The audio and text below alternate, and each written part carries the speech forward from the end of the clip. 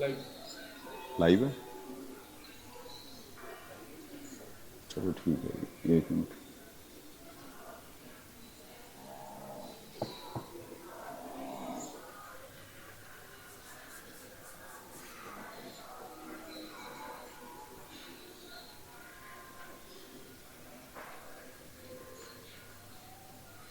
सदगुरुदेव की जय।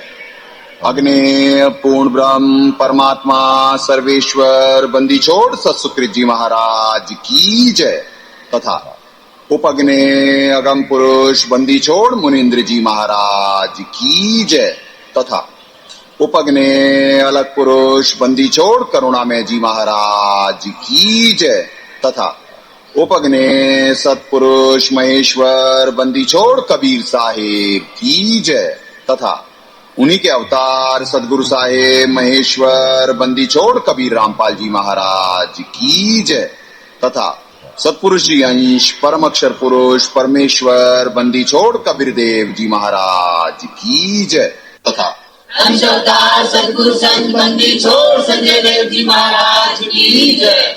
सनातन धर्म की जय। सर्व संतों की जय। सर्व भक्तों की जय।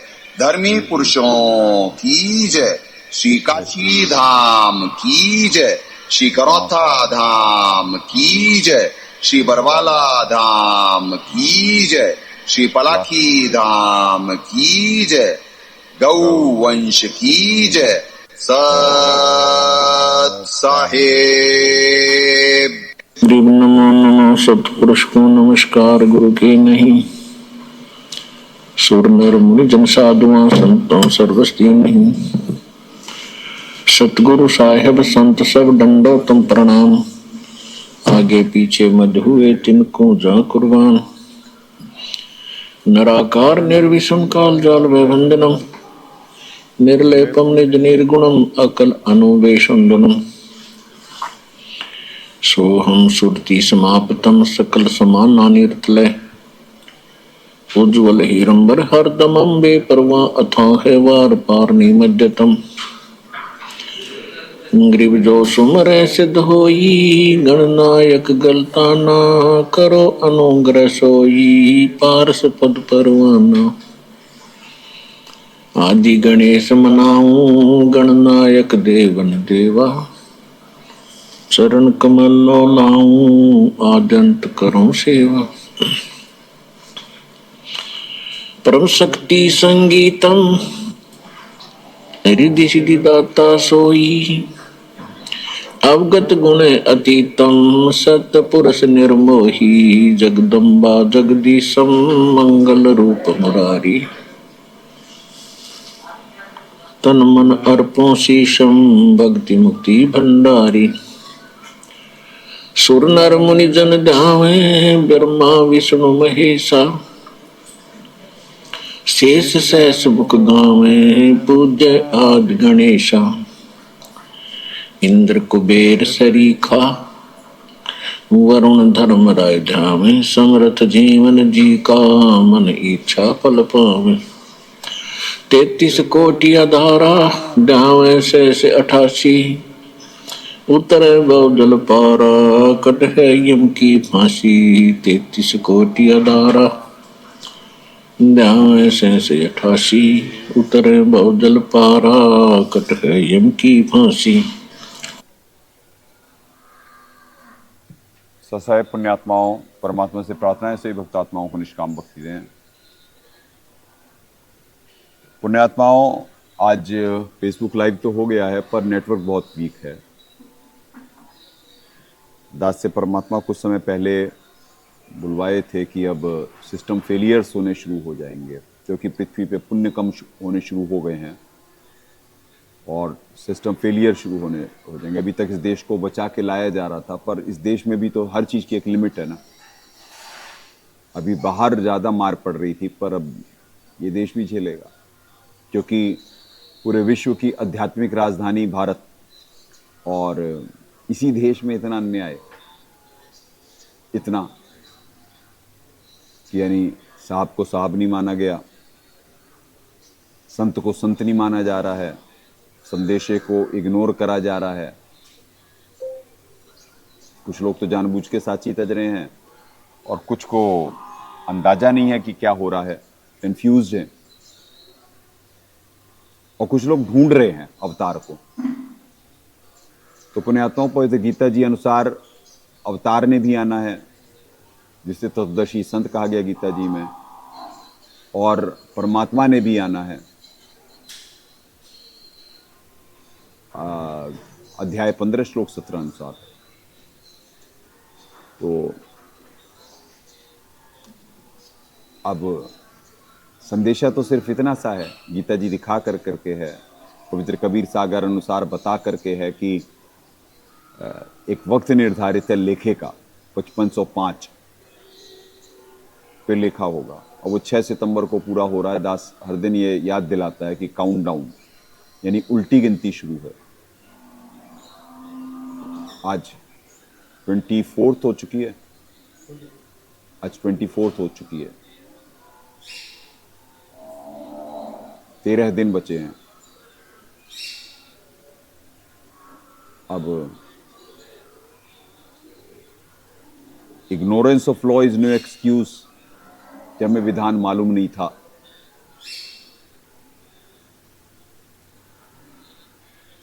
विधान से ही परिचित करा रहा है दास। हर दिन आपको दिखाता है पवित्र ग्रंथों से कि ग्रंथों को कोई समझ नहीं सकता है।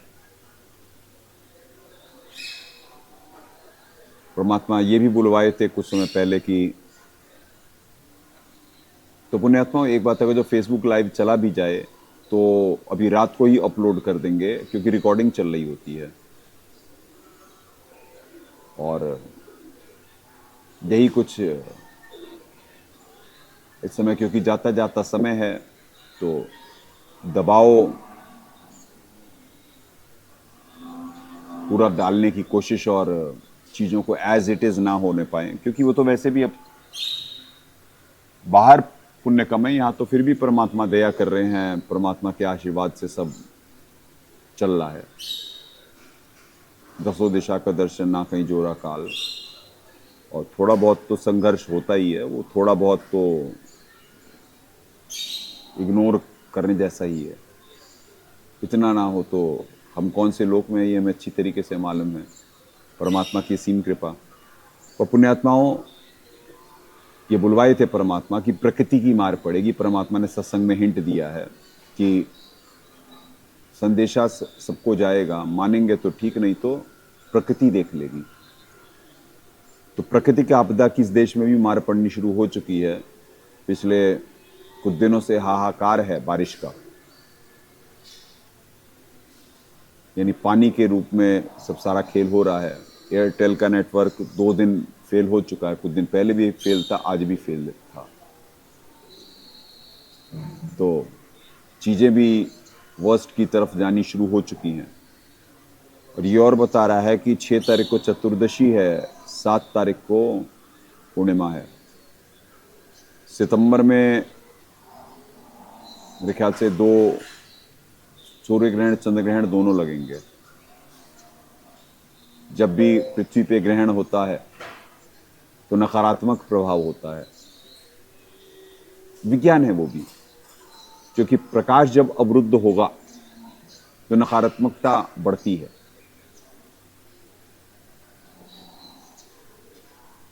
तो सीधी सी है खेल।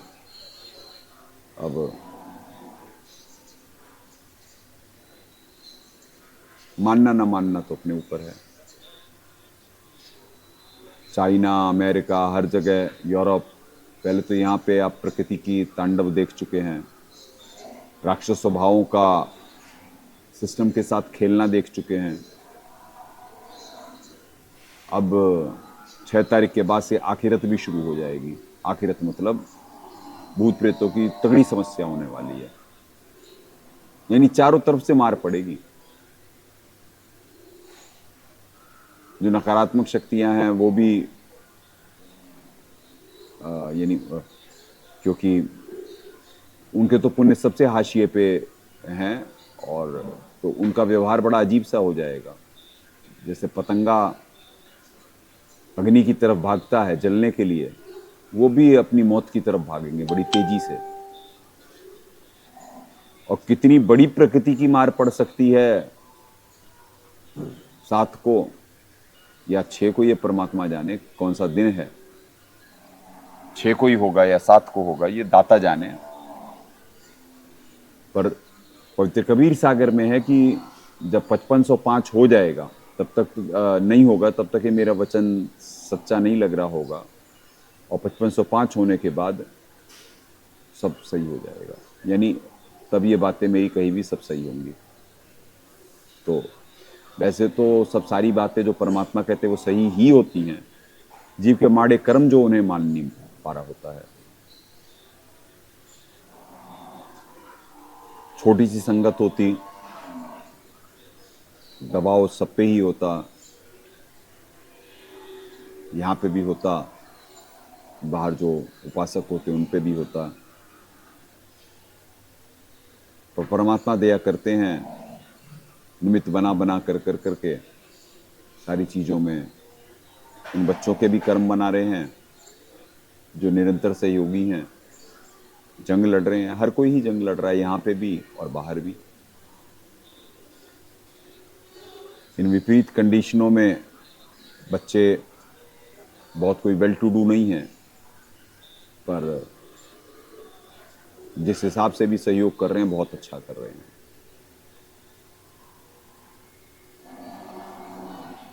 कहने का मतलब सरकमस्टांसेस ऐसी सिखा रही होती हैं, कोई 500, कोई 1000, कोई 1500, कोई 5000, कैसे कैसे भी निमित्त बन के बच्चे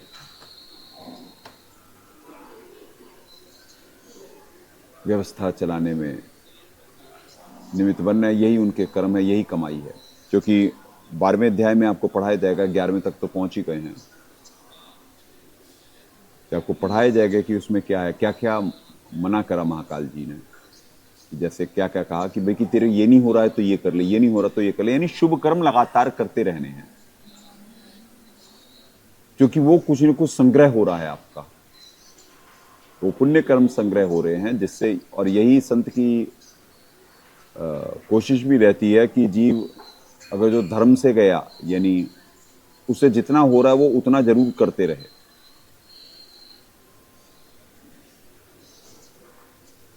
अगर जो नहीं करेगा तो वो पूरा राक्षस बन जाएगा, और पूरा राक्षस बन जाएगा तो कर्मफल इमीडिएट मिल जाएगा। और जब वो लगातार किसी न किसी, जैसे ये अगर जो दान धर्म यज्ञ में आता है और मालिक की वाणी है, धर्म तो धसके नहीं धसके तीनों लोग, तो परमात्मा किस बात पे रीझ कर करके किसको क्या दया कर देंगे। जब लाइव गेम है तो क्या कह सकते हैं, प्रारब्ध तो परमात्मा के हाथ में होता। एफर्ट, नियत और परिस्थिति देख करके परमात्मा दया करते हैं। किसी पे हैं ही 10-20 हजार, 50 हजार, 1 लाख, अगर जो कोई उसमें से भी 2-5 हजार रुपये या 10 हजार रुपये कर देता है, 20 हजार रुपये कर देता है तो उसकी बड़ी बात। और किसी पे करोड़ों हैं, वो अगर जो 20-50 हजार कर रहा है तो उसी रेशियो में वो है, उसका माना जाएगा कि कौन कितना बड़ा दानी है, कौन कितनी बड़ी क्या सरकमस्टांसेस थे और कैसे क्या कर रहा है कोई। तो इट्स डिपेंड्स उसके भाव पे, उसके क्रिया पे। और तो शुभ कर्म करने के लिए लगातार ग्रंथों में भी निर्देशित है, और संत का भी यही प्रयास होता है। जैसे यहाँ पे बच्चे बेहोश ना हो जाएं, माया प्रबल है और बच्चे, तो उनके लिए लगातार वो भक्ति विधि में लगातार लगे रहते हैं ना। जैसे 4 आरतियां हो गई, 3 तो संध्याएं हो गई, 3 संध्या मतलब 3 ज्ञान यज्ञ हो गए, 4था परमात्मा को विधिवत भोग लगता है। तो चारों विधान ही पूरा हो रहा है। 3 संध्याओं का तो विधान ही है वेदों में, चौथे का भी भोग का विधान है वेदों में ही, कि बिना भोग लगाए जो खाते हैं वो तो पाप को खाते हैं। अब भोग लगाना भी है पूर्ण परमात्मा को, ये कोई परिचित नहीं है। पुण्यात्माओं, एक और भक्त समाज में कंफ्यूजन फैल रहा है, क्योंकि डर की दुकानें बाहर चलाने वाले बहुत हैं जो डर फैला रहे हैं, उनके साथ संत को भी लपेट लिया जाता। कि भाई कि संत भी यही कर रहा है, डरा ही तो रहा है बाकी सबकी तरह। अरे भाई डरा नहीं रहा है, आपको विज्ञान बता रहा है कि मनुष्य देह कितनी कीमती है, मनुष्य देह कितनी कीमती है। परमात्मा ने अपने सदृश बनाया मनुष्य को, अपने सदृश का जीव समझ ही नहीं पाया कि बाइबल में इतनी सी जो लिखा हुआ है वो क्या लिखा हुआ है। अरे भाई अपने सदृश मतलब कि जो जैसे परमात्मा एक देशीय है और परमात्मा से में की जो निराकार शक्ति है वो उससे हमारा पालन पोषण हो रहा होता है। अब चूंकि परमात्मा निर्विकार होते, निर्विकार कंप्लीट होते, तो ऑब्वियसली क्या कहते हैं कि उनका जो ऑरा है यानी उनकी जो निराकार शक्ति है उससे हमारा उसमें हमारे में सतोगुण की वृद्धि होती और क्या कहते हैं हमें विकार त्यागने की शक्ति मिलती, हमें हमारा पालन पोषण होता उनकी निराकार शक्ति से। अब परमात्मा ने अपने सदृश जब बनाया तो जीव में यहाँ पे 3 गुण का खेल है, तो सतोगुण रजोगुण तमोगुण तीनों जीव में का भी ऑरा होता है। ये आज की डेट में ऑरा मशीन्स भी हैं, ऑरा मेजर करने का है, हालांकि उतना तगड़ा नहीं है पर फिर भी मालूम तो है ना कि ऑरा है हर चीज का। तो अपने सदृश बनाए तो जीव भी सतोगुण रजोगुण तमोगुण का उत्पादन कर रहा है। अब जो रजोगुण और तमोगुण का पृथ्वी पे उत्पादन कर रहा है वो पृथ्वी को विनाश की तरफ वो ही ले जा रहा है। जिस डाल पे बैठा है उसी डाल को काट रहा है। अब संत जब विधान से परिचित करा रहा है, बता रहा है, गीता जी में दिखा रहा है कि भैया की सृष्टि अनुकूल चक्र के अनुसार बरतना है, नहीं तो वेस्ट पीपल ऑन अर्थ 3:16 में बता तो दिया जो इस सृष्टि अनुकूल चक्र के अनुसार नहीं बढ़ते इंद्रियों द्वारा भोगों में रमण पापायु व्यर्थ ही जीते हैं। बता तो दिया गीता जी ने कि वेस्ट पीपल ऑन अर्थ। तो डरा नहीं रहा है, परिचित करा रहा है विधान से भगवान के।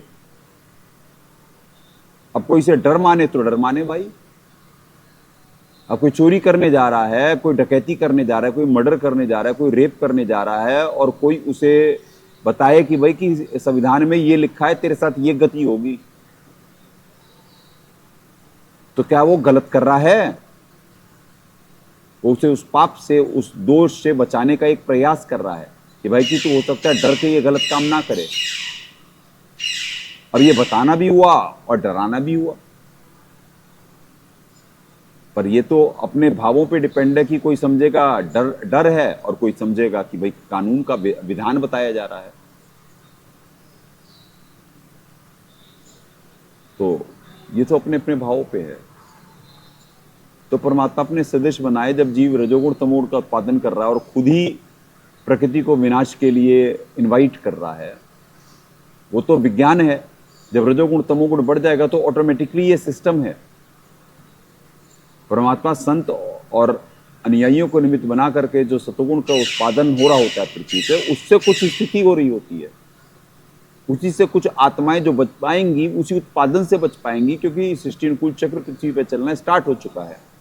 उसी को साइंटिफिक लैंग्वेज में लॉ ऑफ मोशन कहते हैं कि गति कहां से मिलती है किसको। उस गति का विज्ञान संसार रूपी उल्टे वृक्ष की व्याख्या है। आपने जो अभी तक लॉ ऑफ मोशन पढ़ा है वो तो एक छोटा सा पार्ट है, वो यानी कि विज्ञान है, लॉ ऑफ मोशन कुछ है ये बता रहा है बस। असली थोड़ी ना कोई लॉ ऑफ मोशन जानता है। असली तो परमात्मा अपने संत को निमित्त बना के करवाते हैं। पृथ्वी पे ज्ञान विज्ञान जो अभी तक है ही नहीं वो तो अब आएगा। तो अब ये बताना डराना कहां से हुआ?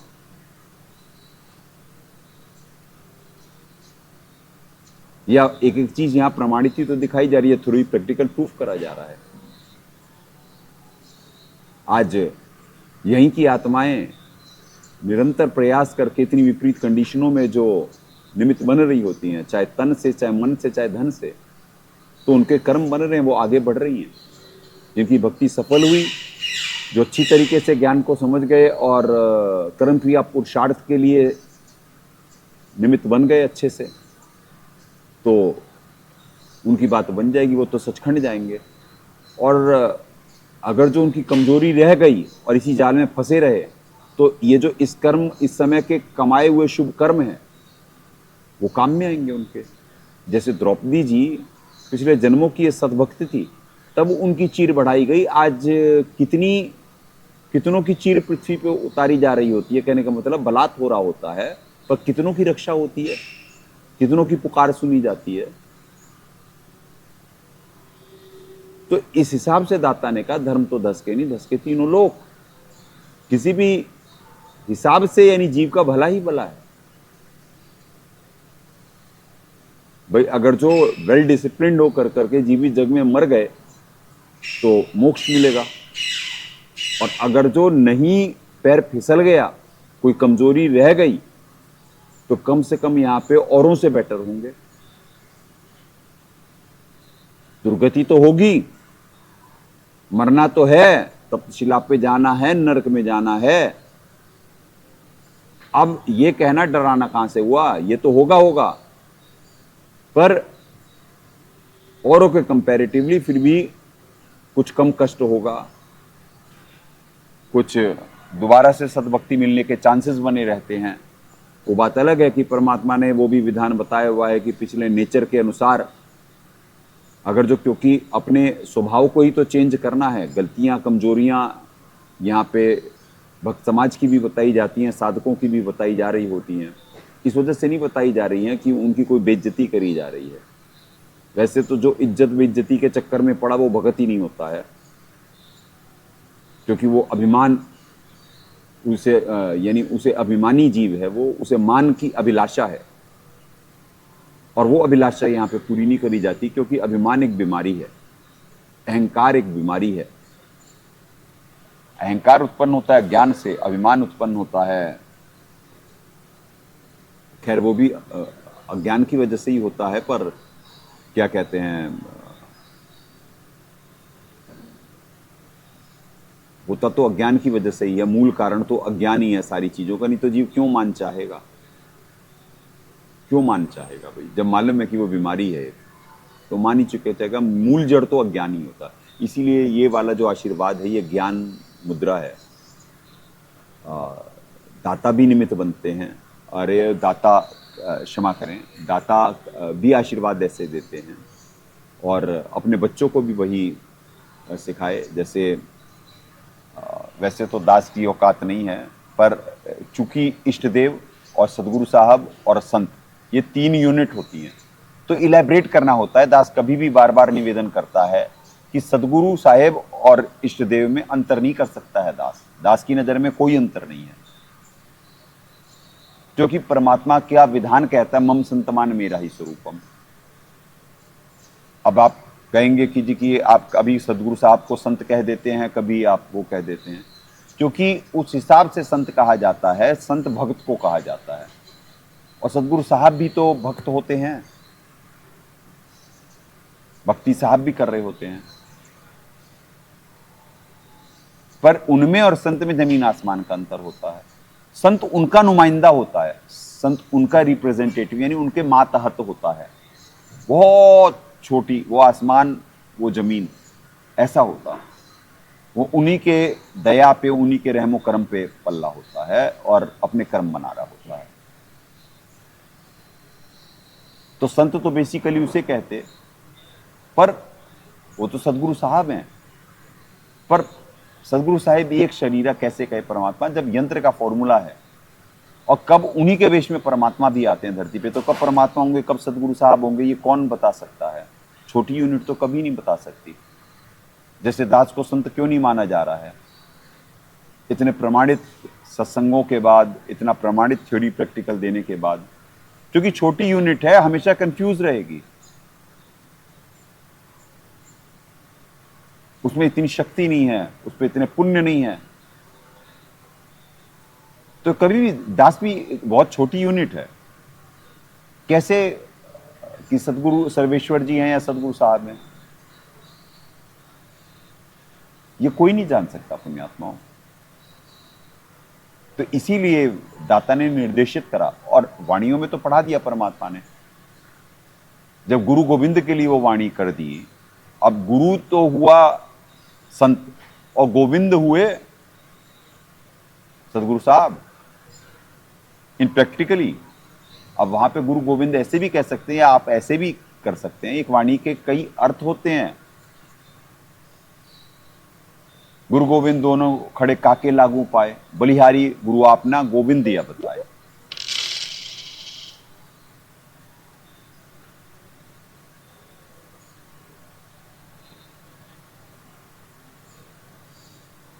गुरु और गोविंद मतलब भगवान भी खड़े हो, यानी वहां पे इस वाणी का है कि इष्ट देव,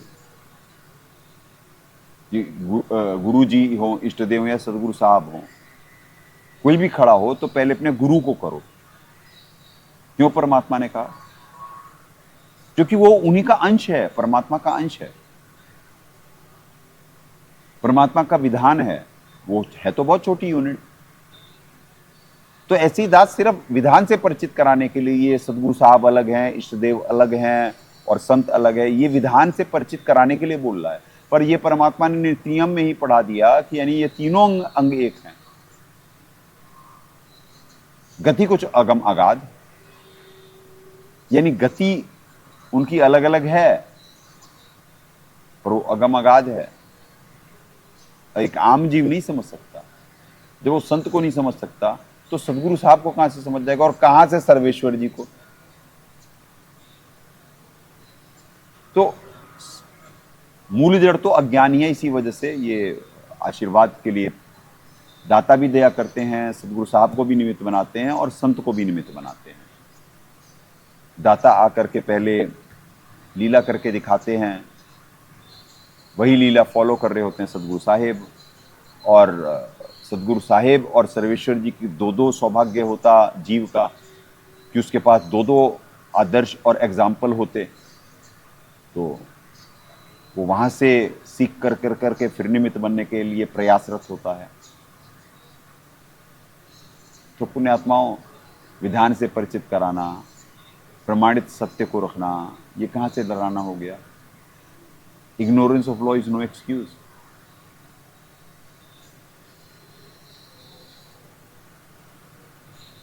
आपको कानून नहीं मालूम था, वो तो बता रहा है दास। परमात्मा का विधान और कानून बता रहा है आपको। आप ये कहते ना, एक्सक्यूज देते ना, अब वो उसकी गुंजाइश नहीं छोड़ी गई पृथ्वी पे। क्योंकि सदगुरु साहब के सत्संग और दास के सत्संग वो यूट्यूब या फेसबुक चाहे दिखाएं चाहे ना दिखाएं, चाहे कितनी भी वो कैप लगा लें, पर जहाँ पहुँचने होते हैं वहाँ पहुँचते ही हैं। उनकी रील बनती ही है। जैसे दास को निमित्त बना के परमात्मा ने कोर्टों में, नेता मंडली पे, अधिकारियों पे, प्रिंट मीडिया पे, इलेक्ट्रॉनिक मीडिया पे, हर जगह भिजवा दिए, तो सबकी रील बनी हुई है। वो उन्हें वैसे ही कर्मानुसार फल मिलेगा।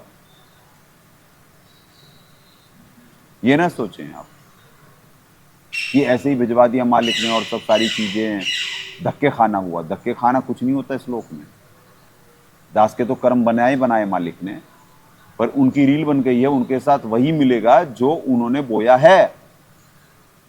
इसीलिए साधक को यहाँ वर्तमान में क्रिया करवा करके, शुभ कर्म करवा कर करके इन्हें होश में निरंतर रखा जा रहा था और पाप से बचाया जा रहा होता है। जो प्यार से मान जाता है उसे प्यार से, कुछ को जरा डांट से, कुछ को धड़ाक से धर के भी। उद्देश्य पीछे क्या है? उद्देश्य बचाना है उन्हें। उद्देश्य ना उनकी बेइज्जत करना है, ना उन्हें नीचा दिखाना है। उद्देश्य बचाना है। जैसे बच्चा बिजली के तार को पकड़ने के लिए भाग रहा है, आतिशबाजी देख करके समझ रहा है, आकर्षित हो रहा है, तो माँ बाप क्या पकड़ेंगे नहीं उसे? क्या कह देंगे जाकर के कर ले अपनी इच्छा पूरी? तो परमात्मा सत्संग में कहे कि बताए कि बाप से 100 गुना ज्यादा माँ प्यार करती है और माँ से 1000 गुना ज्यादा गुरु को शिष्य प्रिय होता है, अगर जो शिष्य है तो। वहां भी कंडीशन है कि शिष्य है तो। पर इस श्लोक में आकर के अंदाजा लगता है कि वो पात्रता तो बहुत कमों में होती है, पर फिर भी चूंकि स्वभाव वो परमात्मा दिए हुए होते, तो सबका एक बराबर ही प्रयास करा जा रहा होता है। हालांकि उन सबके मन पे भी डिपेंड होता है, क्योंकि जब उनके अंदर नेगेटिविटी होती तो दास को उनकी नेगेटिविटी रिसीव हो रही होती है। और मन की एक क्रिया है, जिपे लगी हुई है, उसमें जैसे उनके भाव होते वैसे ही दास प्रतिक्रिया कर सकता है। जिसके जितने अच्छे भाव होते हैं वो ऑटोमेटिकली रिसीव हो रहा होता है, उस पर प्रेम उमड़ रहा होता है। और जो सामने कुछ होता, अंदर कुछ होता, अंदर कुछ चल रहा होता, तो वहां पे नहीं होता। क्योंकि मालिक की वाणी है, विधान है, विज्ञान है, इष्ट मिले और मन मिले, मिले सकल रस रीत, कह कबीर तहां जाइए रह संतन की प्रीत। मन मिले का क्या मतलब है? मन मिले का मतलब यही है, वहां पे नेगेटिविटी नहीं होगी दूसरे के प्रति, तो उसे मन मिलना कहेंगे। क्योंकि उसका वो चिप जो है वो एक चिप है और उसका प्रोग्राम्ड है। Every action is equal and opposite reaction, वो उस पर प्रोग्राम्ड है। वो टिट फॉर टैट करेगी ही करेगी, क्योंकि वो यंत्र है, वो एक चिप लगी हुई है हमारे अंदर, एलिमेंट है। तो विधान है दास की, इसीलिए विशेष देह है ये, इसमें भी वो चिप है लगी हुई, तभी तो दास दूसरों की प्रॉब्लम समझ सकता है, नहीं तो दास नहीं रिलेट कर पाता, क्योंकि उनसे खुद दो चार होता है। और उसका फॉर्मूला या मंथन चिंतन करके जो परमात्मा दया करते, तो दास में जो परमात्मा भेज रहे होते तो उससे फिर परिचित कराता है भक्त समाज को कि भाई कि तुम भी ऐसे बच सकते हो, बचने का ये तरीका है। अब समझदार होते वो अच्छा प्रयास कर रहे होते बचने का, और जो माड़े कर्म के होते वो अपने कर्म ठुकवा के ही मानते हैं। अब क्या करें अब? तो इसीलिए तो एक प्यासा पिक्चर थी या कागज के फूल थे, वो तो ध्यान नहीं आ रहा, उसका एक गाना था, देखी जमाने की यारी बिछड़े सभी बारी बारी। तो दास लंबे समय से ये देख रहा होता है, जैसे जैसे अज्ञान का पर्दा पाप कर्मों की अधिकता की वजह से पड़ता रहता है, तो जीव तो यही वचन और यही संग कड़वा लगने लगता है और महाकाल जी के आगोश में चला जाता है। और वो सोचता है कि वो बहुत अब सुखी है और बहुत रिलैक्स्ड है, पर नहीं, वो फंस चुका है। बकरे की माँ कब तक खैर मनाएगी, एक दिन तो कसाई की छुरी के नीचे आएगी। जब तक उसने जो पुण्य संग्रहित करे हैं, चल रहे हैं, तब तक उसे रिलैक्स महसूस हो रहा होगा, पर ग्रिप हर समय बन रही है, पाप कर्म उस पर लगातार चढ़ रहे हैं। पाप का घड़ा बहते ही साफ कर दिया जाएगा, और फिर असंख्य जन्म तक रोने, गिड़गिड़ाने, चिल्लाने के अलावा कोई चारा नहीं। इस वजह से वर्तमान में जो ये काउंटडाउन याद दिला रहा है, ये क्यों दिला रहा भाई? ये फाइनल रील बन रही है कि कौन इतने स्पष्ट संदेशों के बाद भी कौन इग्नोर कर रहा है और कौन समझने का प्रयास कर रहा है। तो मालिक की वाणी है, जे तू चले एक तो मैं चलूं 60। अगर जो जीव जरा सा भी इनिशिएटिव लेता है तो दाता 60 कदम उसकी तरफ आते। कहने का मतलब इतना परमात्मा दयालु होते हैं कि वो जरा सा भी इनिशिएटिव लेता है तो परमात्मा बहुत सहारा देते हैं उसे। तो पुण्यात्मा है तो प्रेम और ज्ञान का मार्ग, पर हृदय में जब प्रेम होगा, अंदर ज्ञान पाने की ललक होगी। मेजोरिटी जिज्ञासु होते हैं यहाँ पे, जिज्ञासु से कर्म नहीं होता कभी, जिज्ञासु कर्महीन होता। और जो ज्ञानी होता और सिर्फ बुढ़ापे और मृत्यु से छूटने के ही लिए यत्न कर रहा है, वही उसी को अनन्य प्रेम हो पाता है, वही भक्ति में सफल हो पाता है, वही विकारों को त्यागने के लिए निमित्त बन पाता है। क्योंकि जैसे एक वाणी है, उसमें रांडी डांडी ना तजे ये नर कौए काग, बलक बुखारा तज दिया थी कोई पिछली लाग। तो संस्कारवश था ना कि वो बलक बुखारा का राजा इतनी बड़ी ऐश छोड़ कर करके फकीर बन के मुंह काला कर करके निकल गया था। और वहीं पे एक झोपड़ी ना त्यागी जा रही थी, एक गाय नहीं त्यागी जा रही थी, और उस छोटी सी मौज को वो मौज मान रहा था। यानी कि कहने का मतलब अपने बौद्धिक स्तर, अपने पुण्य के स्तर पे सबके भाव और सबके वो रहते हैं। और सत्संग में जीव अपनी कमियों को परमात्मा के सत्संग से, अपनी कमजोरियों को कंपेयर कर सकता है और उन्हें त्यागने का प्रयास कर सकता है। यही तो नवीन कर्म है, यही तो आपको रोबोटिक जिंदगी से बाहर निकाला जा रहा है। नहीं तो उसी रोबोटिक जिंदगी में चलते रहोगे, वही प्रारब्ध मिलेगा। ये तो कुछ लाइव गेम होता है, ये तो कुछ अपने कर्म बनाने का मौका होता पृथ्वी पे। जो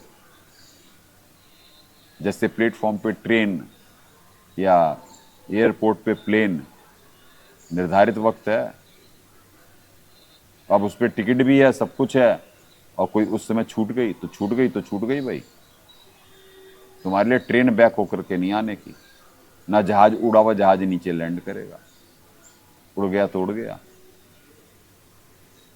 तो ऐसे ये वक्त नवीन कर्म है, ट्रेन छूट गई तो मिस कर दिया आपने, अब रो, या जहाज छूट गया तो रो बैठ कर करके, और कोई सेकंड चॉइस नहीं है।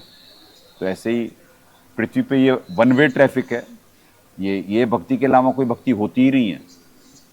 वासुदेवम सर्वमिति, पूर्ण परमात्मा ही सब कुछ होते हैं, वही यज्ञ में प्रतिष्ठित है, उन्हीं के निमित्त सारे यज्ञ करने होते हैं। वही हमारे इष्ट देव हैं, वही पालक पोषक हैं, वही दयालु हैं, वही कृपालु हैं, वही निर्विकार हैं। निर्विकार की भक्ति करेंगे तो अपने विकारों को त्यागने की शक्ति मिलेगी हमें।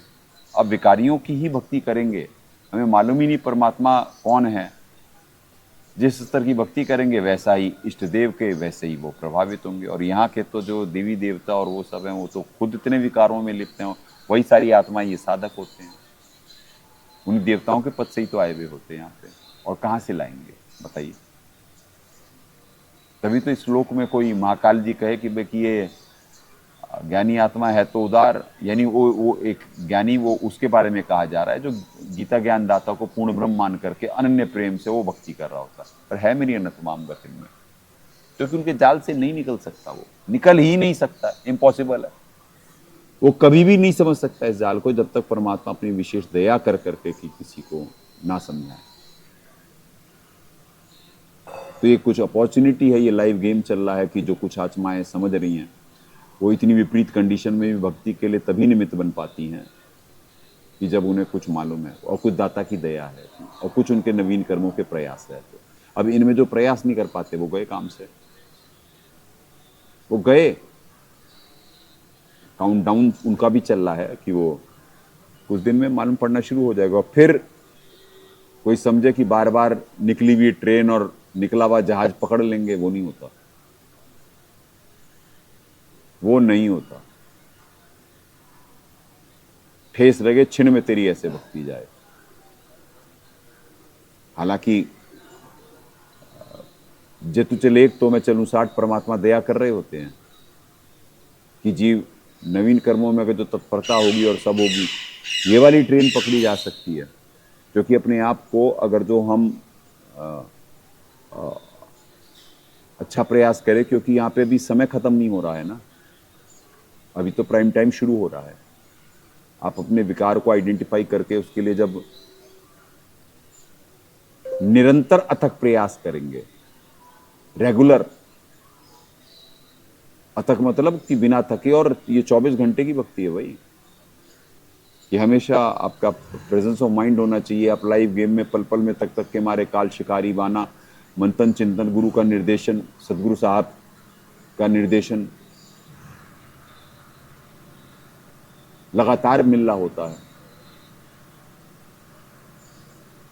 तो पकड़ सकते हैं, बिगड़ी हुई बात बन सकती है।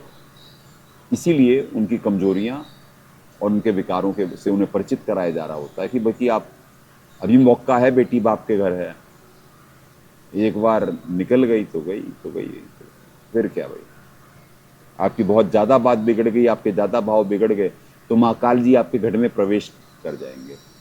और अगर जो प्रवेश कर गए फिर नहीं निकल सकते आप उनके जाल से, ये पक्का है, कन्फर्म है। और ना आपके शुभ कर्म वो बनने देंगे।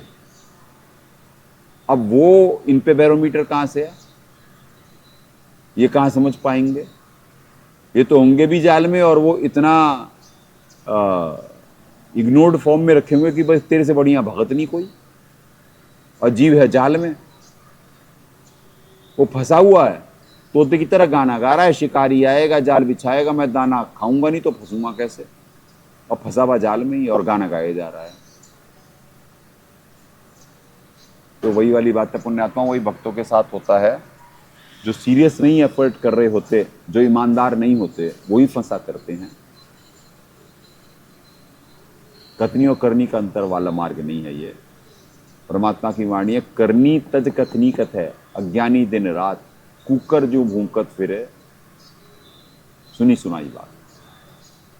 तो करपाड़न का मार्ग है, कहने का नहीं है, दूसरों को बताने का नहीं है कि क्या कहते हैं भाई ये कर ले, ऐसा कर ले, वैसा कर ले। बता तो सारा सदगुरु साहब और संत निमित्त बन के बता चुका होता है, आपको तो बस फॉलो करना है। फॉलो नहीं कर पाए तो आपने मिस कर दिया। तो बड़ा इंपॉर्टेंट समय पृथ्वी पे चल रहा है। अभी बड़े संघर्ष से हो रहा होता, सुबह से बारिश लगातार, वैसे तो कल से है। आजू बाजू प्रकृति की मार पड़ती भी दिख रही है। जिस क्षेत्र में बिठाया हुआ परमात्मा ने, ये क्षेत्र सेस्मिक जोन 5 में है। अभी तक जो परमात्मा ने दया कर रखी वो इस सद्भक्ति की वजह से है। और चूंकि यहाँ के पाप का भी दबाव ज्यादा है तो उतनी मार तो पड़ेगी भाई, उतनी मार तो पड़नी शुरू हो चुकी है अब। क्योंकि दास जो संदेशा दे रहा है उसे कोई सीरियसली लेके अपने कर्म नहीं बना पा रहा है, क्योंकि दबाव ज्यादा है पाप कर्मों का। तो फिर क्या होगा? जैसे परम एक विज्ञान है, सदगुरुदेव जी ने बताया। सदगुरुदेव जी तो ऐसा विज्ञान सत्संग में बता देते हैं कि जीव एक बार सोच करके अगर जो उस राह को अपना ले और चलने लगे तो सब। दाता ने कहा कि बॉडी को चाहिए ऑक्सीजन और तुम उसमें कार्बन डाइऑक्साइड भर रहे हो, तो कहाँ से यानी शरीर स्वस्थ हो जाएगा, या कहाँ से तुम होश में हो जो अच्छा काम कर रहे हो। अब इतना सा सत्संग किसी की जिंदगी बदलने के लिए पर्याप्त है, चिंतन मंथन करने के लिए पर्याप्त है। कि जो बीड़ी हुक्का या गुटखा खाते हैं वही बात तो ठीक है, खाते हैं पीते हैं, गुटखा खाया जाता है, बीड़ी और वो पिया जाता है, सिगरेट, कि भाई हम इनहेल कर रहे हैं कार्बन डाइऑक्साइड और बॉडी को चाहिए ऑक्सीजन। हम बताओ समझदार हैं कि मूर्ख हैं? अगर जो किसी का चिंतन मंथन हो गया तो बन गई नहीं उसकी बात, वो त्याग देगा। ये तो जहर है, ये मैं कर क्या रहा हूं। और अगर तो किसी को नहीं समझ में आएगी, देखी जाएगी, तो भैया फिर अंत में तो कैंसर देखता है। परिणति तो वही है ना। अब समाज में ऐसे ऐसे भी उदाहरण होते हैं कि लोग जिंदगी भर विकार करते और मरते हार्ट अटैक से, पर वो बहुत पुण्यकर्मी होते हैं जो हार्ट अटैक से मरते हैं तुरंत में, नहीं तो बाकी तो अपनी गंदी मौत मरते हैं यहाँ पे।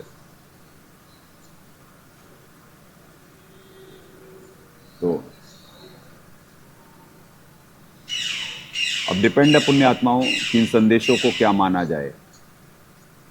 आप डर मान करके ही अगर जो मान लेंगे और चीजों को समझ कर करके कर्म किया, पुरुषार्थ तो करना पड़ेगा।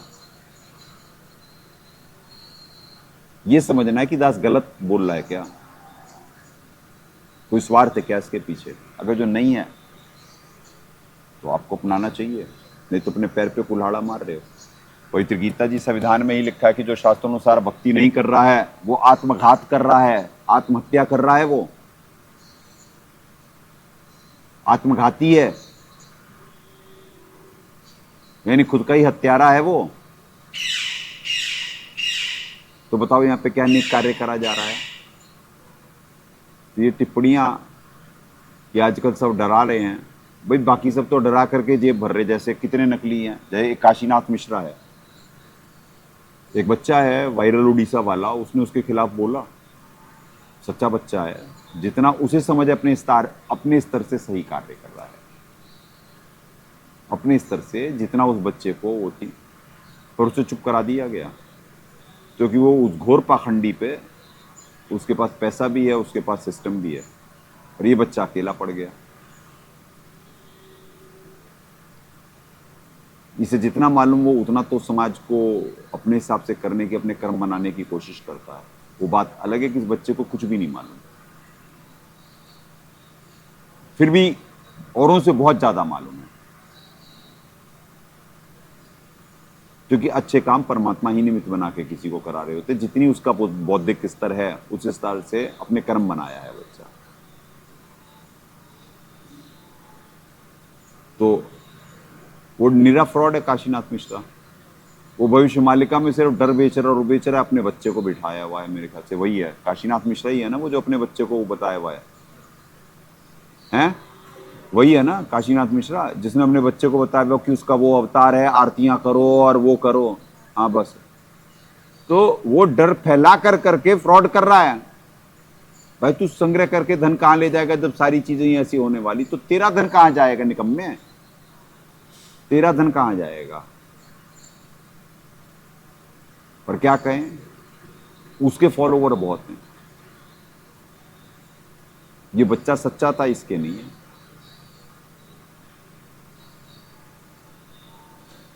पर भगवान देख रहे होते, नोट कर रहे होते, अब ऐसा ही फल दोनों को मिलेगा, जो इसने करा इसको मिलेगा, जो उसने करा उसको मिलेगा। अब वो वायरल उड़ीसा वाला दिशा गलत हो सकती पर उद्देश्य सही है, तो ऐसो को मालिक संभाल लेते हैं। तो उसकी तो दिशा भी गलत और नियत भी गलत है, उसकी तो जो गति होगी मालूम पड़ जाएगा। अभी पुण्य चल ले, पिछले कर ले फ्रॉड,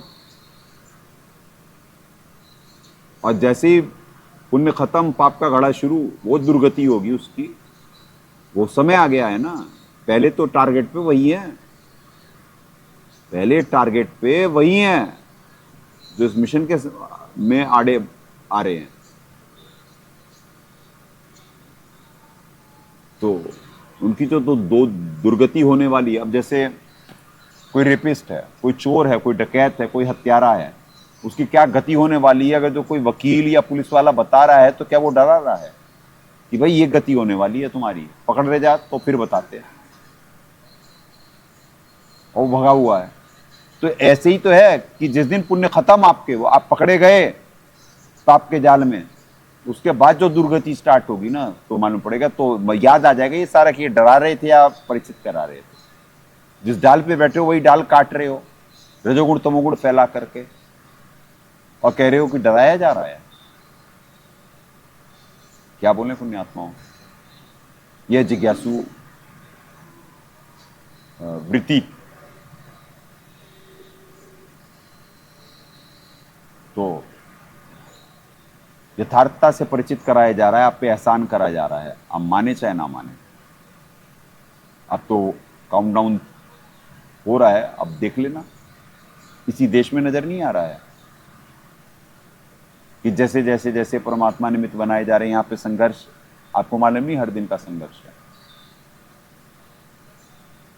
यहाँ बारिश थी, हमारे पास डेली का हिसाब किताब होता है। बच्चे अब जा कर करके, पहले तो कुछ किलोमीटर्स गए, यानी यहाँ से गए होंगे 10 किलोमीटर, 10 से भी ज़्यादा जरा सा, वहाँ से जा करके ले करके आ रहे, अब TMR में बन रहा है, अब जा करके दिया जाएगा, क्योंकि हमारे पे नहीं है हिसाब किताब। आज इतनी डिले हो गया, नहीं तो वैसे परमात्मा दिया कर रहे होते। अब देखिए ये लाइट भी चली गई, हमारे पे हर हिसाब से हमें घेरा जा रहा होता है।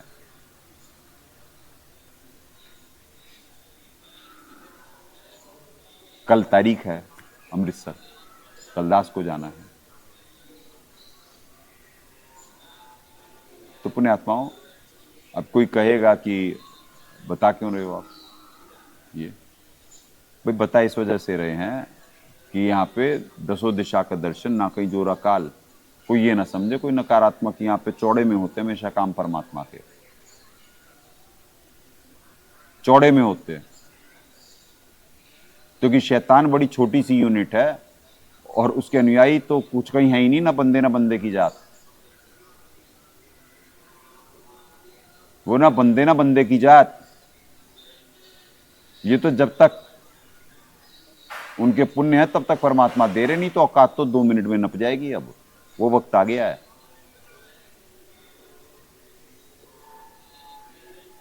तो ऐसा संघर्ष होता है। लाइव चल रहा है कि नहीं अभी तक? अभी तक लाइव चल रहा है पुण्यात्माओं। ये दया, ये विशेष दया है, नहीं तो लाइव नहीं चल सकता।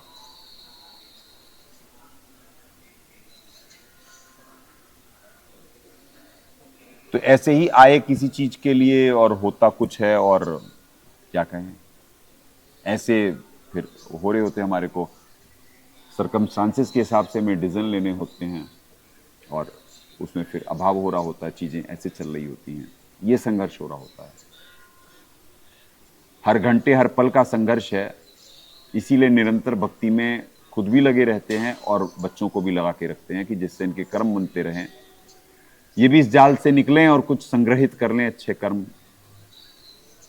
चलिए, दाता ने सुनी, लाइट आ गई, जनरेटर की आवश्यकता नहीं हुई। अब ये संघर्ष चल रहा है, ये आप नहीं समझ पाएंगे।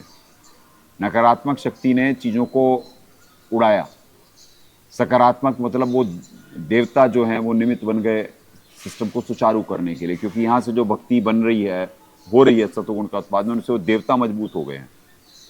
तो देवताओं ने सिस्टम टेक ओवर कर लेना है और विधान को लागू कर देना है, और ऐसी दुर्गति होने वाली है। क्या क्या दुर्गति होने वाली है दास बोलेगा तो आप लोग भविष्य मल्लिका से कंपेयर करने लगोगे कि भाई कि वो इतने सालों से ऐसे ऐसे डरा रहे, अब आप भी डरा रहे हो। भाई दुर्गति तो उसने सही लिखी है, पर कितनी तो दुर्गति टाल दी गई आप लोगों की, कितना तो प्रारब्ध चेंज कर दिया गया इस देश का भी और इंसानों का भी। नहीं तो जो लिखा हुआ था, स्क्रिप्ट जो लिखी हुई होती है, स्क्रिप्ट तो बड़ी भयंकर थी, बड़ी भयंकर थी। कितनी तो काट दी परमात्मा ने। तो जीव को कुछ मालूम है नहीं। वक्ता बनना बड़ा आसान है, पर यथार्थता से परिचित होकर के उसे अपनाना बड़ा मुश्किल है। ये गुरज्ञान विज्ञान मानी जीवित जग में, तो जीवित जग में मरा नहीं जा रहा होता। जिनके बस की नहीं होती वो एक्सपर्ट कमेंट ही कर सकते हैं।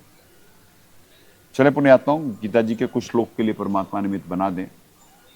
1 घंटा बहुत करीब है, कब तक परमात्मा निमित्त बनाएंगे ये मालूम नहीं, पर जितने भी हैं चलें आए। श्रीमद् भगवद गीता, गीता प्रेस गोरखपुर, जयदयाल गोविंदका जी अनुवादक, गहरी नजर गीता में हमारे सदगुरुदेव जी अनुवादक। ज्ञान का ज्ञान पे आक्रमण, मालिक के दर्शन करें।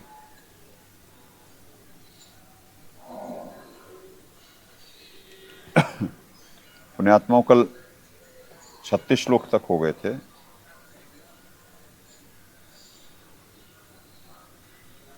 नहीं, 1 मिनट, 18 तक हो गए थे।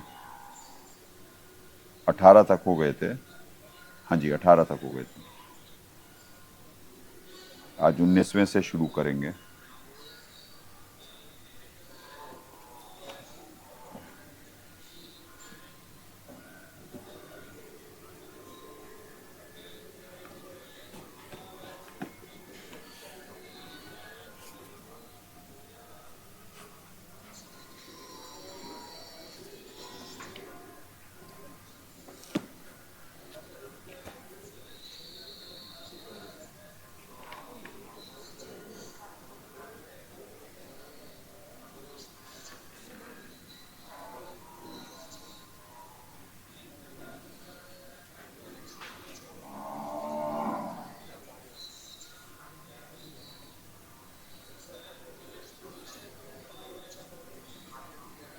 चलें पुण्यात्मा 19वां।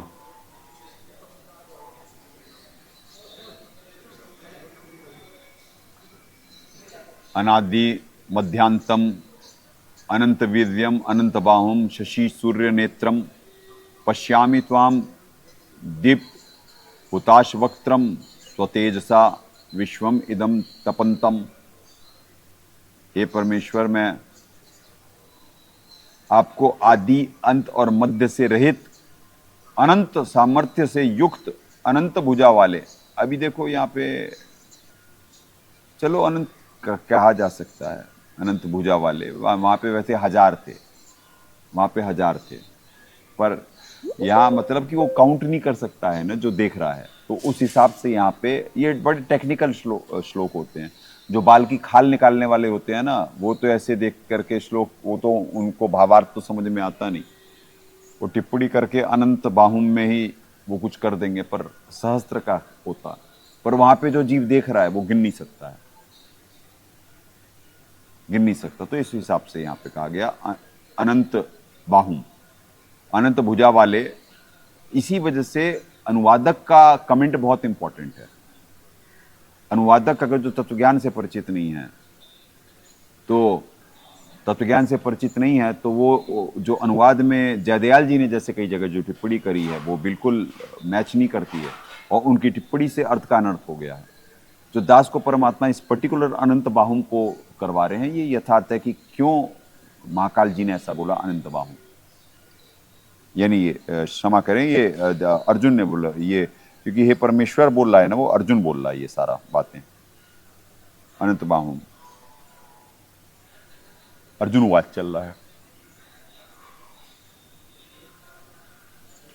ये देखिए आप कौन से वो वहां से शुरू हुआ, ये अर्जुन वाच, ये सारा अर्जुन वाच ही चले जा रहा है।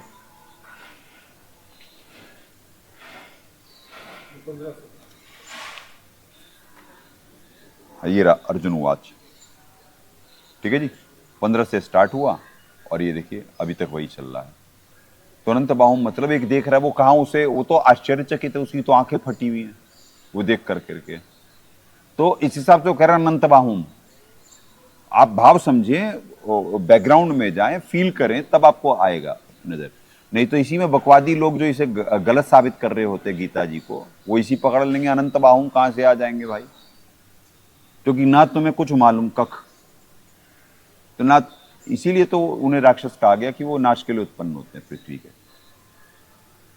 अनंत वीर्यम अनंत बाहुम शशि सूर्य नेत्रम, चलिए, अनंत सामर्थ्य से युक्त, अनंत भुजा वाले, चंद्र सूर्य रूप नेत्रों वाले, प्रज्वलित अग्नि रूप मुख वाले, और अपने तेज से जगत को संतप्त करते हुए देखता हूं। ठीक है जी, अब दाता क्या कहे हैं। वैसे इन अनुवाद इन श्लोकों के कुछ सही हैं, तो दाता भी वही अपनी वो कर दिए हैं। आपको आदि अंत और मध्य से रहित, भगत जी जरा सा क्लोज करना पड़ेगा,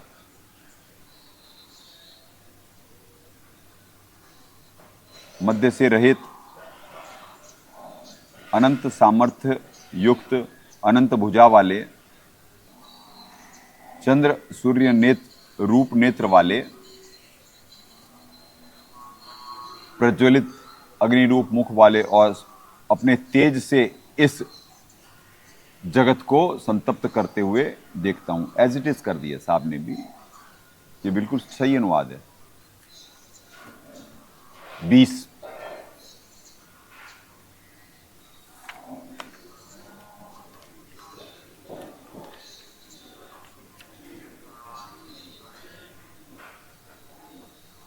द्यावा पृथ्वीयो इदम अंतरम ही व्याप्तम त्वया एकेन दिशा च सर्वा दृष्टवा अद्भुतम रूपम उग्रम तब इदम लोकत्रयम प्रवस्थितम महात्मन।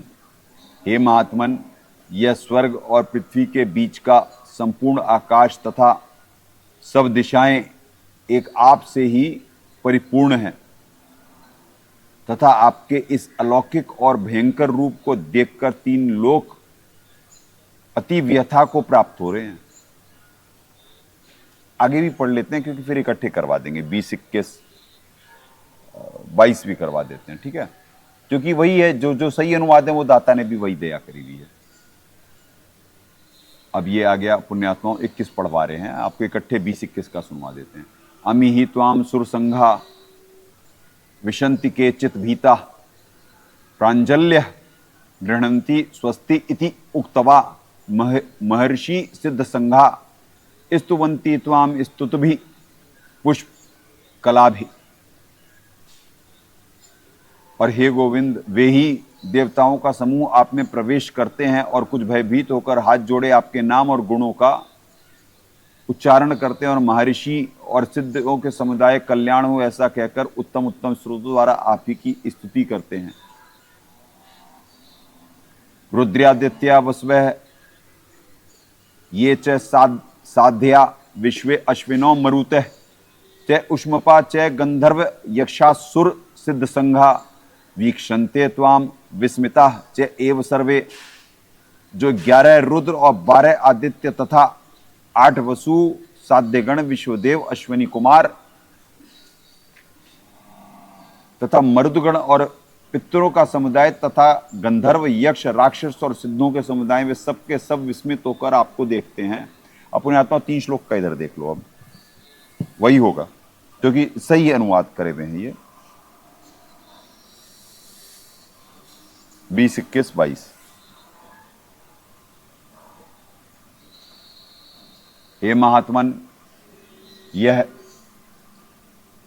स्वर्ग और पृथ्वी के बीच का संपूर्ण आकाश तथा सब दिशाएं एक आपसे ही परिपूर्ण है। आपके इस अलौकिक और भयंकर रूप को देखकर 3 लोक अति व्यथा को प्राप्त हो रहे हैं। वही एज इट इज है। वे ही सुरसंघा देवताओं के समूह आप में प्रवेश करते हैं और कुछ भयभीत होकर हाथ जोड़े उच्चारण करते हैं तथा महर्षि और सिद्धों के समुदाय कल्याण हो ऐसा कहकर उत्तम उत्तम स्रोतों द्वारा आपकी स्तुति करते हैं, फिर भी आप उन्हें खा रहे हो। अब ये दाता ने दया करी है, ये है फिर भी आप उन्हें खा रहे हो। अब यहां पे ये नहीं लिखते हैं ये जय दयाल जी, ये देखो जो साहब इतना सा कर देते हैं ना, इसी में ये है, यानी तभी दास से परमात्मा निमित्त बना के बुलवाते हैं कि भाई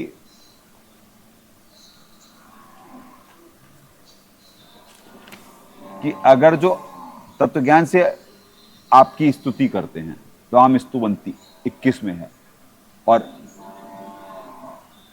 इससे वो कल्याण ऐसा करके स्रोत द्वारा आपकी स्तुति करते हैं। ठीक है जी। अब यहां पे दाता कर दिए 21 का देखें, स्तोत्रों द्वारा आपकी स्तुति करते हैं फिर भी आप उन्हें खा रहे हो, क्योंकि उनके मुंह में ही तो जा रहे थे। दाता ने यथार्थता से परिचित करा दिया समाज को और ये भगत जी छुपा रहे हैं उस चीज को। आगे के श्लोक में तो हालांकि ये भी खुद बोलेंगे कि आप उन्हें भी खा रहे हो, आपके दांत में चूर्ण बने हुए कुछ हैं,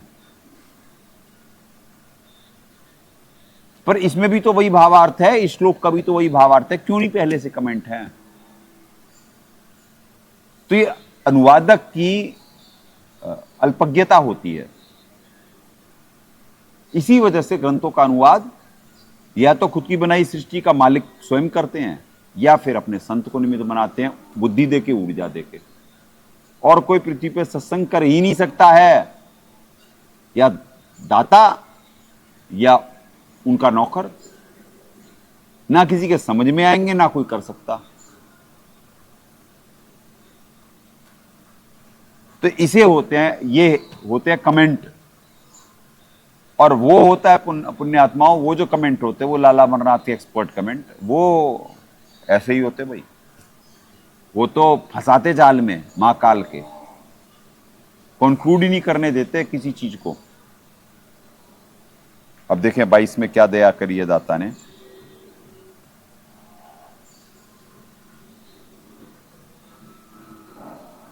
जो 11 रुद्र, 12 आदित्य और 8 वसु,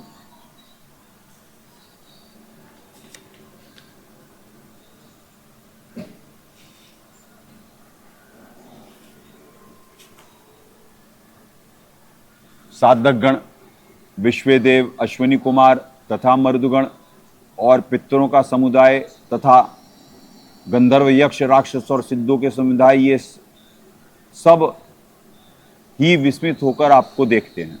अब आए 23वां यहां से पढ़ते हैं। रूपम महत्ते बहुवक्त्र नेत्रम महाबाहो बहुबाहुरूपादम बहुदरम बहु दृष्टा करालम दृष्टवा लोका प्रव्यथिता तथा अहम। हे महाबाहो, आपके बहुत मुख और नेत्रों वाले, बहुत हाथ, जंघा और पैरों वाले, बड़े, बहुत उदरों वाले और बहुत सी दाढ़ों के कारण अत्यंत विकराल महान रूप को देखकर सब लोग व्याकुल हो रहे हैं तथा मैं भी व्याकुल हो रहा हूं। ठीक है, चलो जी 23वां 24वां। यहां भी पुण्यात्माओं 2 श्लोक इकट्ठे करा देते हैं आपको, क्योंकि हे भी अब नभय स्पर्शम दीप्तम अनेक वर्णम व्यात्तान्नम दीप्त विशाल नेत्रम दृष्टवा ही त्वाम प्रव्यथितांतरात्मा धृतिम न विंदामि शमम च विष्णु। क्योंकि हे विष्णु, आकाश को स्पर्श करने वाले देप्तीयमान अनेक वर्णों से युक्त तथा फैलाए हुए मुख और प्रकाशमान विशाल नेत्रों से युक्त आपको देखकर भयभीत अंतःकरण वाला मैं धीरज और शांति नहीं पाता हूं। अपने आत्माओं, चलो कुछ चिंतन मंथन इन 2 श्लोकों पे ही करते हैं, या पिछले कुछ श्लोकों पे, कि आज तक भक्त समाज में प्रचलित है कि कृष्ण जी ने गीता जी बोली और कृष्ण जी ने विराट रूप दिखाया, वही भगवान है, वही परमात्मा है। चलो जी, उनके ज्ञान को चिंतन मंथन से दूर करते हैं। पहली बात, अगर जो विराट रूप अब दिखला रहे थे, वो उस समय कहां दिखलाए? जब काली यवन आया था युद्ध करने और वो भाग गए थे और रणछोड़ कहलाए, तब क्यों नहीं दिखा दिए रूप? तब क्यों ना दिखाए?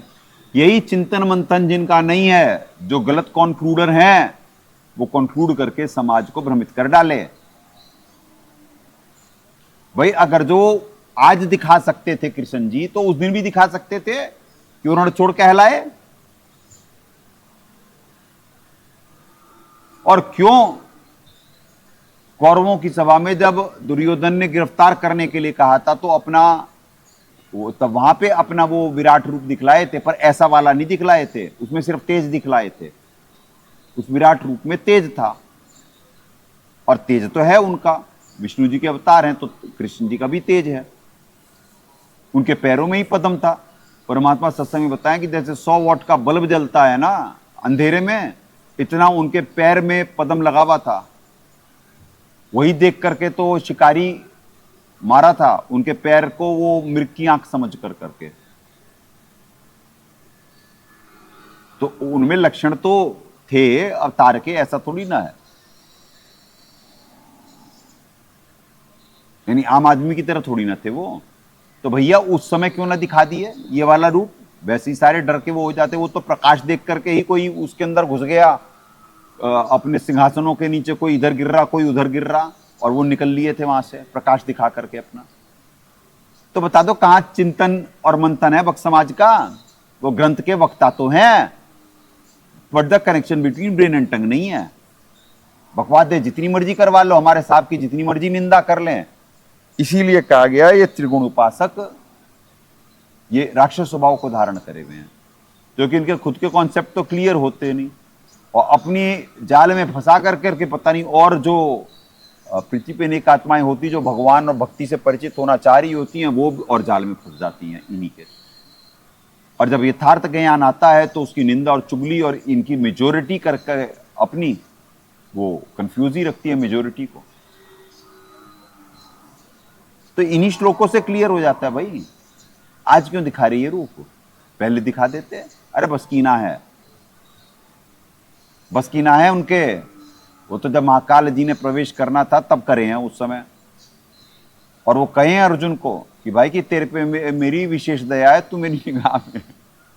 अब एक बात समझो आप, कोई तो बड़ा खुश होगा कि माँ काल जी की बड़ी विशेष दया, अर्जुन बड़ी विशेष आत्मा है, पर आपको नहीं मालूम विशेष आत्मा के साथ गति क्या होगी। विशेष आत्मा को यहां से अपना विशेष कार्य कराते ही सीधे नरक में ठोका गया था। ये ग्रंथों में ही लिखा हुआ है, विशेष आत्मा की दुर्गति। वहां पे रो रहा था विशेष आत्मा। तो ये है उनकी दया जिसे विशेष कह रहे थे। जो कुछ शक्ति से परिचित नहीं, वो समझ रहा भगवान, वो तो कह रहा जी आप ही ब्रह्म सनातनम हो। वो तो कह रहे जी आप ही परब्रह्म हो, आप ही ब्रह्म सनातनम हो, आप सब कुछ हो। कि SHO भी आप, कमिश्नर भी आप, मंत्री भी आप, सब कुछ आप ही हो जी। अब ये भयंकर रूप बंद करो, हार्ट अटैक आने वाला है। तो पुण्यात्माओं, ये तो विशेष आत्मा पे दया थी कि उसके मरने के इमीडिएट बाद वो था नरक में, और दुर्योधन जी अंगूर खा रहे थे स्वर्ग में। अब बताओ उस पर क्या बीती होगी कि यार ये तो मैंने भगवान का माना, भगवान कह रहे थे मैं विशेष आत्मा हूं उनकी। पहले तो हम गल के मरे, और कि स्वर्ग की चाहत में कि स्वर्ग मिल जाएगा, स्वर्ग भी ना मिला, डायरेक्ट नरक में। तो ये विशेष आत्मा के साथ होती, इस वजह से अपनी गति अनुत्तमाम कहें, कहां से अति उत्तम हो जाएगी भाई। कई टिप्पणी करता साहब पे टिप्पणी करे कि वो समास की वजह से वहां पे उत्तम वो हो जाता है। भाई समास वो होगा तो गीता जी झूठी होती साबित। अगर जो समास का प्रयोग होगा यहाँ पे समास का प्रयोग नहीं होगा अनुत्तम में, अति उत्तम।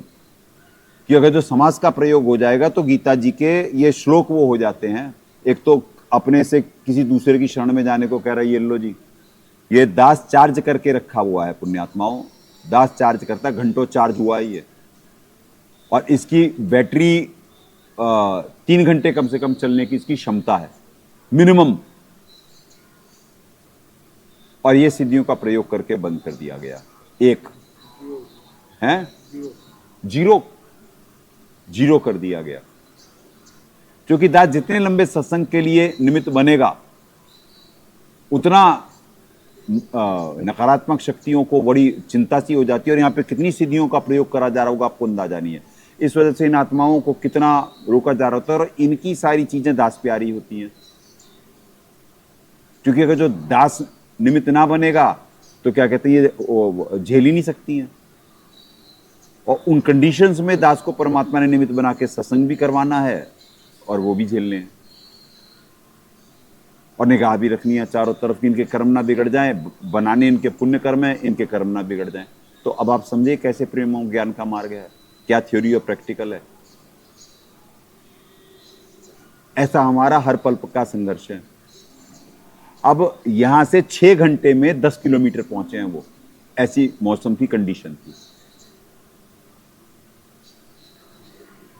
तो हमारा एक एक काम कितने संघर्ष का होता। कहीं पानी 5 से 10 फुट भी लगा हुआ है रास्ते में, और कहीं 1.5 फुट भी है,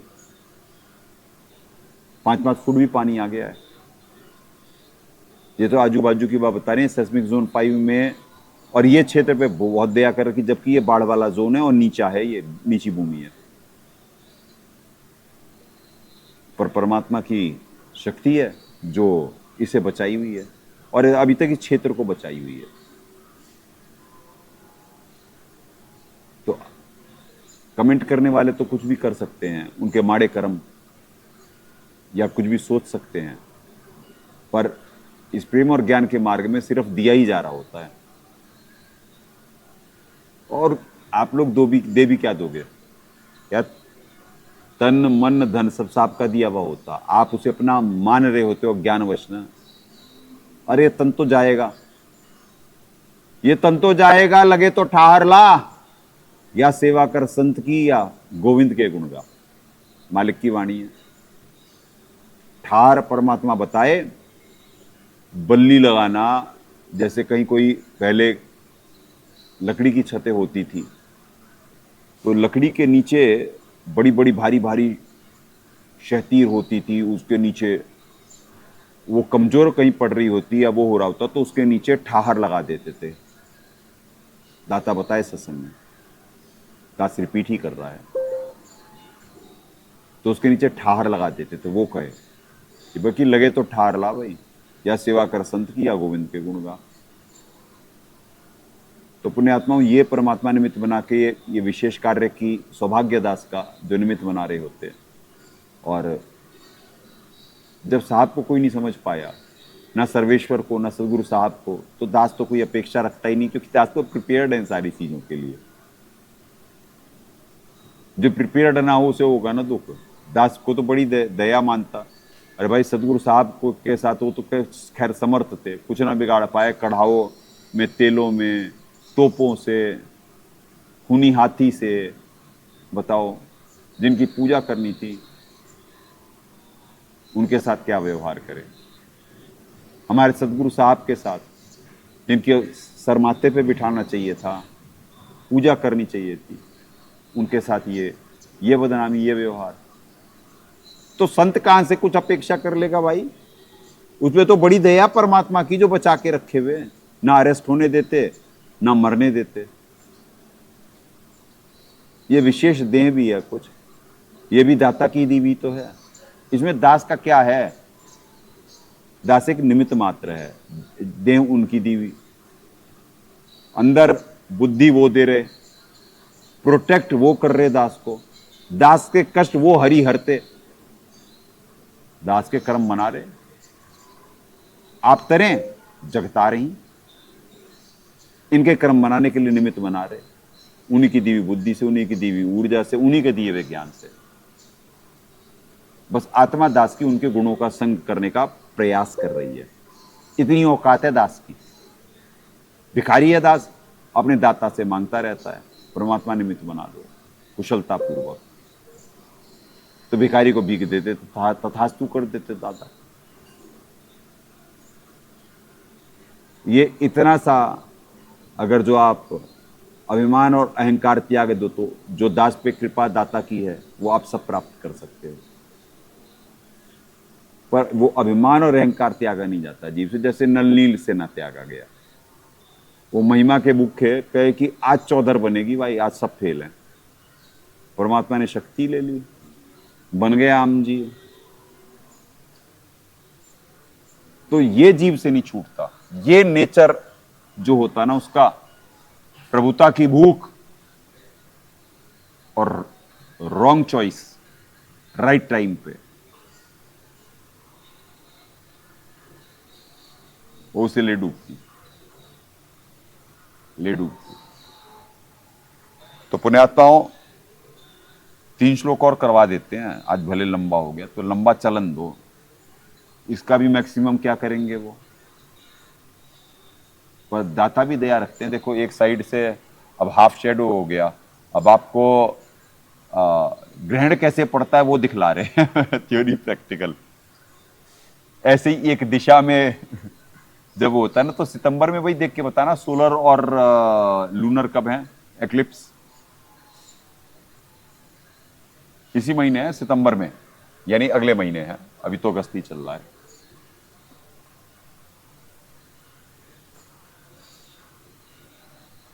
तो पुण्यात्माओं, ये कौन सा पढ़वा रहे थे आपको?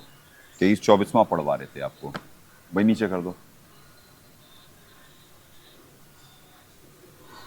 अनेक गुणों से फैलाए हुए मुख और प्रकाशमान विशाल नेत्रों से युक्त आपको देखकर भयभीत करने वाला धीरज और शांति नहीं पाता हूँ। ठीक है जी। अब ये हो गया उनका। अब पहले ये 23-24 दाता ने क्या दया करी है वो दिखा के फिर आपको आगे के श्लोकों की तरफ बढ़ते हैं। 27 पे आज विराम दे देगा दाता। अगले 3 श्लोक इकट्ठे ही करवा देते, 25, 26, 27। ठीक है जी। तो 23 और 24। हे महाबाहो, आपके बहुत मुख और नेत्रों वाले, बहुत हाथ जंघा और पैरों वाले, बहुत उदरों वाले, उदर कहते पुण्यात्माओं पेट, और बहुत सी दाढ़ों के कारण अत्यंत विकराल महान रूप देखकर सब लोग व्याकुल हो रहे हैं तथा मैं भी व्याकुल हो रहा हूं। 23-24। क्योंकि हे विष्णु, अब देखो जी, वो विष्णु जी ही मान रहे हैं ना, अर्जुन जी, क्योंकि हे विष्णु, आकाश को स्पर्श करने वाले दीप्तियमान अनेक वर्णों से युक्त तथा फैलाए हुए मुख और प्रकाशमान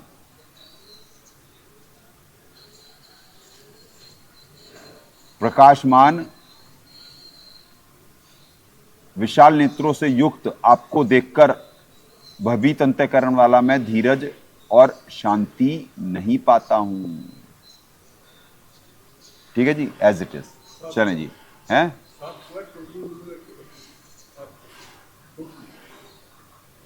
लो पुण्यात्माओं,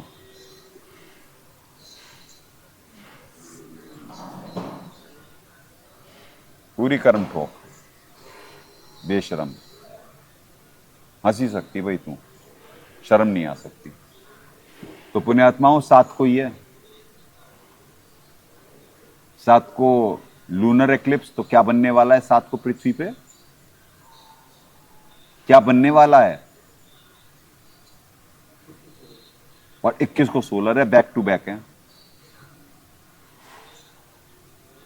तो ले लेना आप भी। जो ignorance of law is no excuse ना, तो इग्नोर कर लो आज दास की बातें।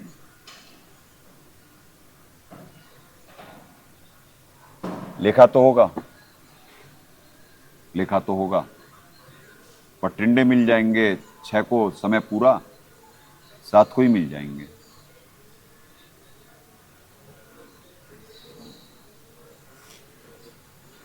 लंबे समय से बुलवा रहे। आज तो काउंटडाउन के पोस्टर भी डाल दिया भाई, फेसबुक पे डाल दो, दोनों पे डाल दिए। चलो पड़ गए फेसबुक पे भी, हैं? पोस्टर डाल दी, पोस्ट कर दी ना दोनों। ठीक, उनके लिंक डाल देना दास को, दास उस पे कर देगा, यानी स्टेटस पे डाल देगा। ठीक है।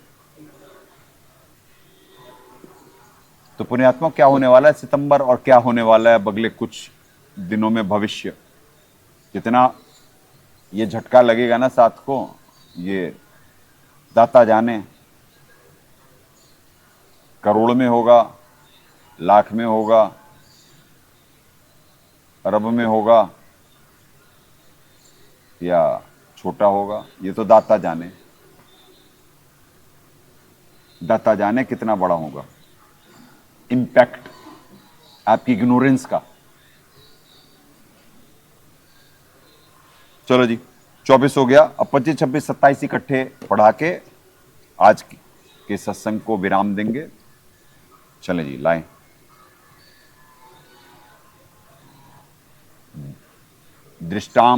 दृष्टान करा लानी, क्योंकि पुण्यात्मा एक साइड जरा लाइट की प्रॉब्लम आ रही है ना दास को। चते मुखानी दृष्टवा एव काला नल सन्निभानी, दिशह न जाने न लभे च शर्म प्रसीद देवेश जगन्निवास। हाँ, अब बिल्कुल ठीक हो गया, बिल्कुल ठीक हो गया, यहाँ पे आ गया इतने से ही, और उस पर भी फर्क नहीं पड़ा। तो ये तो चलाया जा सकता है, फिर ये तो डेली चलाया जा सकता है। हाँ चलो ठीक है। तो इससे भी पावरफुल दूसरा वाला भी है, बड़ा तगड़ा है वो। हाँ, वो भी बड़ा तगड़ा है। आज वो प्रयोग करके देख लो जरा, इसमें लाना जरा इधर, उससे ही मालूम पड़ जाएगा कि हो सकता है या नहीं। अब इससे बहुत फर्क पड़ गया। दाढ़ों के कारण विकराल और प्रलय काल की अग्नि के समान प्रज्वलित आपके मुखों को देखकर, इस साइड कर दो ना, मुखों को देखकर मैं दिशाओं को नहीं जानता हूं और सुख भी नहीं पाता हूं। हाँ, ये उठा के ऊपर रख दो, यहां इसके ऊपर। बहुत ही बढ़िया हो गया भाई, बहुत ही ज्यादा बढ़िया। और वहां पे भी कोई फर्क नहीं है भाई। हाँ, कोई फर्क नहीं है, दाता ने दया कर दी। चलो चलो ठीक है, बहुत दया। प्रलय काल की अग्नि के समान प्रज्वलित आपके मुखों को देखकर मैं दिशाओं को नहीं जानता हूं और सुख भी नहीं पाता हूं, इसलिए हे जगन्निवास आप प्रसन्न हो। 25, 26, 27 इकट्ठे हैं। अमीच त्वाम धृतराष्ट्रस्य पुत्रा सर्वे स एव अवनिपाल संघे भीष्म द्रोण सूत पुत्र तथा असो से अस्मदीय अपि योद्धमुखे वक्त्राणि च त्व रमाणा विशन्ति दृष्टाकरालानि भयानकानि केचित् विलग्ना दशांतरेषु सर्दश्यन्ते चूर्णिते उत्तमांगे। यही आ गया वो न श्लोक। अब इसमें कहां से छुपा लेंगे भाई। वे सभी धृतराष्ट्र के पुत्र राजाओं के समुदाय सहित आप में प्रवेश कर रहे हैं और भीष्म पितामह द्रोणाचार्य तथा वह कर्ण और हमारे पक्ष के भी प्रधान योद्धाओं के सहित सबके सब आपके दाढ़ों के कारण विकराल भयानक मुखों में बड़े वेग से दौड़ते हुए प्रवेश कर रहे हैं और कोई एक चूर्ण हुए सिरों सहित आपके दांतों के बीच लगे हुए दिख रहे हैं। तो पुण्यात्मा, ये खाना नहीं हुआ? ये खाना नहीं हुआ क्या? यही तो दाता वहां पे पहले कर दिए और ये अभी भी नहीं पूरा उसे एक्सप्लेन कर रहे हैं। हर जगह तो जहां पे एक चीज लिखी होगी उसे इतना एक्सप्लेन कर देंगे और जहां पे करना था पूरा अच्छे से वर्णन वहां पे करते नहीं है। तो पुण्यात्मा, ये होता नहीं हकीम खतराए जान। चलो 26-27 दाता ने क्या दया करी है वहां दिखलाते हैं, फिर वाणी को विराम देते हैं आज के लिए।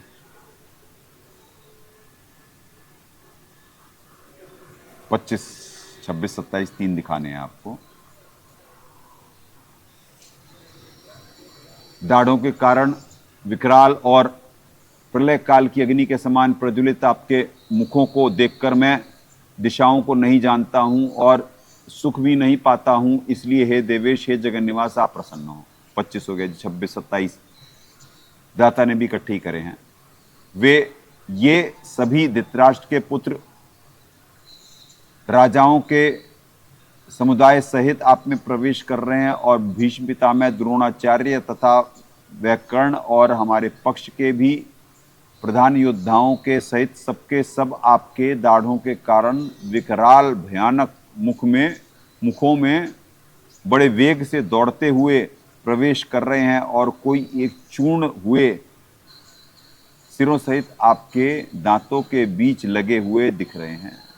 दांतों के बीच लगे हुए दिख रहे हैं। अब ये कहां से भगवान का काम हो जाएगा? पुण्यात्माओं, गीता ज्ञान दाता महाकाल जी हैं वो प्रभु, इसीलिए अपनी गति को अनुत्तमाम बोले वो, कि जिन पे उनकी कृपा होती, जैसे अर्जुन पे थी, तो अर्जुन पहुंचा नरक में और दुर्योधन पहुंचा स्वर्ग में। वो बात अलग है कि वहां पे युधिष्ठिर जी ने ठगा गए और अपने पुण्य की वजह से अर्जुन को और बाकी सबको वहां से निकाल के नरक में, उस पुण्यों की वजह से कुछ समय तक नरक में तो जाना ही पड़ेगा उन्हें और बाकी सबको, कुंती समेत जाना ही पड़ेगा, द्रौपदी समेत। वो तो विधान है। जैसे राजा जनक 12 करोड़ अपने पुण्य बांट दिए, पर वो जब तक पुण्य उनको जिस रेशियो में मिले तब तक वो भोगे सुख, और उसके बाद दुख तो अपने नरक में भोगने ही भोगने पड़ेंगे। वो तो विधान है, वो तो टल ही नहीं सकता, अटल है। तो ये है यहाँ पे महाकाल जी की कृपा और ये है यहाँ के भगवान। प्रभु इस वजह से हैं, वो भगवान इस वजह से हैं कि भोगों को प्रदान कर लेके निमित्त वही बनते हैं यहाँ पे। और ये भगवान की व्याख्या, भोगों को प्रदान करने वाला। ठीक है जी। तो भगवान भी कह सकते हैं उन्हें और प्रभु भी कह सकते हैं। प्रभु, उन्हें प्रभुता मिली है क्योंकि उन्होंने तप करा है। तो प्रभु और भगवान दोनों शब्द भी एक्सप्लेन हो गए आपको। ये दाता ने अपने सत्संगों में बताई हुई हैं सारी चीजें, दास सिर्फ रिपीट कर रहा है। तो आपको अंदाजा नहीं है पुण्यात्माओं कि क्या ये भयंकर जाल है और क्या ये कार्य करके आपको बचाया जा रहा है या डराया जा रहा है। ये आपके भावों पे हैं। जंग जारी है। प्रेम और ज्ञान आधार से भावपूर्वक निमित्त बन अपने कर्म बनाएं।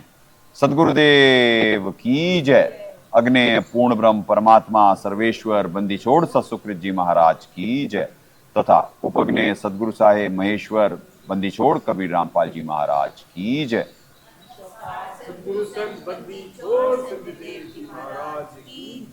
सनातन धर्म की जय। रुको पुण्यात्माओं, दास से कल भी बुलवाए थे कि जैसे जैसे पृथ्वी विनाश की तरफ जाएगी, दास पे दाता की दया बढ़ती जाएगी, दास अपनी फॉर्म में लाते जाएंगे दाता।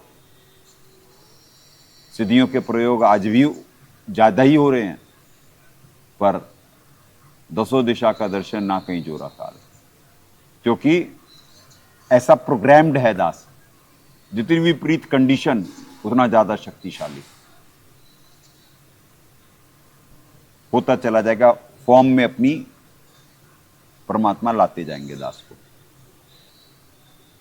ये होता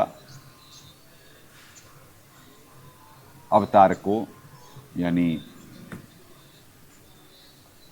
अवतार ऐसे अपना right time, right moment, right वो अपनी परमात्माओं से जो उसकी गिवन शक्तियां हैं वो उसके पास आ रही होती हैं, दाता की दया, दाता के आशीर्वाद से। इसमें उसका कोई श्रेय नहीं है, कोई श्रेय नहीं है। चले पुण्यात्माओं, परमात्मा से प्रार्थना है आप सभी भक्तात्माओं को निष्काम भक्ति दें। सत्साहेब। हंस अवतार सदगुरु संतबंदी छोड़ संजय देव जी महाराज की जय। सनातन धर्म की जय। सत्साहेब।